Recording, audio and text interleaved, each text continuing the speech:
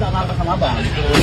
Hanya bang, ini kan kerja di Sumatera Utara. Ini mobilnya dan tipe yang orang ini. Iya. Ada loh. Ada perusahaannya. Ini harus KPK supaya pendapatan pajaknya ke Sumatera Utara.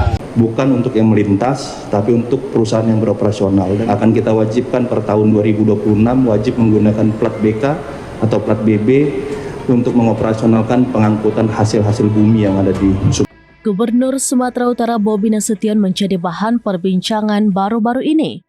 Ia menjadi bahan perbincangan setelah viral sebuah video yang menayangkan Bobi Nasution menghentikan truk berplat nomor Aceh yaitu BL. Dalam video tersebut, Bobi mengatakan bahwa truk tersebut harus berganti plat nomor menjadi BK yaitu plat nomor Sumatera Utara.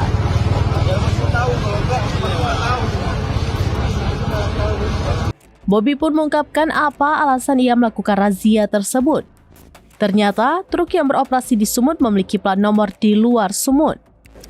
Hal ini akan kami lakukan ke seluruh plat yang bukan berplat BK ataupun BB, bukan hanya plat yang ada di daerah tetangga kita, bahkan Pekan Baru juga sudah menerapkan hal yang sama. Oleh karena itu, Provinsi Sumatera Utara juga. Ia juga mengatakan kegiatan penyetopan truk tersebut merupakan bentuk untuk sosialisasi terkait kewajiban menggunakan plat Sumut yaitu BK bagi perusahaan yang berdomisili di Sumut pada tahun 2026 mendatang. Bukan untuk yang melintas, tapi untuk perusahaan yang beroperasional. Dan akan kita wajibkan per tahun 2026 wajib menggunakan plat BK atau plat BB untuk mengoperasionalkan pengangkutan hasil-hasil bumi yang ada di Sumatera Utara.